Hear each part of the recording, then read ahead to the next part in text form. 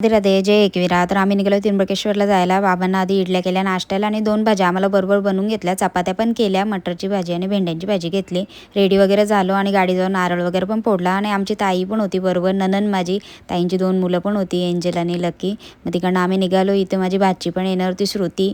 मग तिला पण आम्ही घेतली आणि तिकडनं मग आम्ही निघालो. अधिक मास होता ना, त्याच्यामुळे मग आम्हाला कुठेतरी तीर्थस्थानी जायचंच होतं. बरं जवळ त्र्यंबकेश्वरला जाऊ, कुंडावर आंघोळ वगैरे करू आणि तिकडे आम्ही जर अर्ध्या तासात पोहोचल्यानंतर जेवायला वगैरे थांबलो आणि कुठे जायचं असतं ना जेवण जरा एक टायमाचं बनवून घेते आणि जास्त दिवस असेल तर बनवायला पण घेतो आम्ही जेवण बरोबर, कारण की बाहेरचं जास्त खावत नाही. आणि तिकडे आम्ही पोहोचल्यानंतर लकीने सुरुवात केली खेळणी मागायची. त्याला बरोबर आधी आंघोळ करू त्याला कुंडावर आणि कुंडावर घेतल्या आंघोळीला. त्याला एकदम मज्जा आली. त्र्यंबकेश्वर येथे कुशावर्धक कुंड आहे. गोदावरी नदीचे पवित्र उगम स्थान आहे. गौतम ऋषींच्या ब्रह्मगिरी पर्वतावरून लुप्त झालेली गोदावरी नदी कुशाच्या गवताच्या साहाय्याने या ठिकाणी अडून ठेवली, म्हणून या कुंडाला कुशावर्धक कुंड असे नाव पडले. 21 फूट खोल आहे हा कुंड.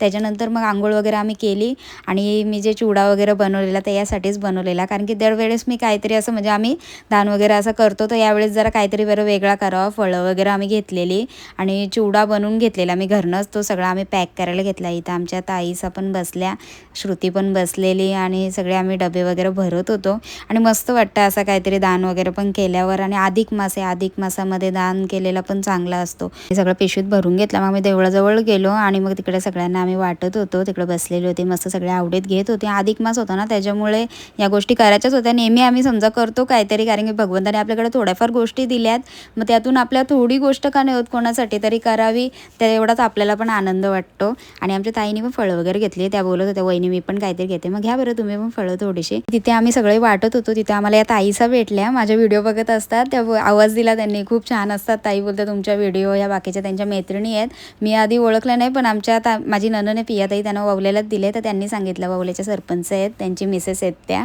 तर खूप मस्त वाटलं मला त्यांना भेटून. आणि या त्यांच्या मैत्रिणी वगैरे होत्या सगळ्या ग्रुपमध्ये, त्या देवस्थानला दर्शनाला जातात अशा.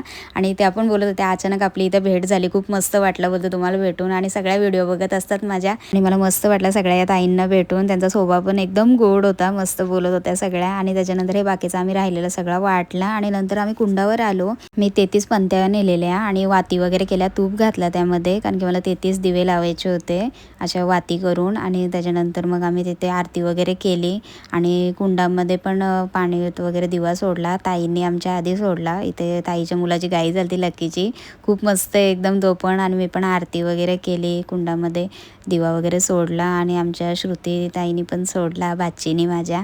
आणि त्याच्यानंतर आम्ही मस्त तिथे पंत्या लावल्या सगळ्या. हवा पण भरपूर होती. आणि नंतर मग आम्ही दर्शन वगैरे पण केला, गर्दी होती पण दर्शन वगैरे पण आमचं मस्त झाला. चला मग राधे राधे.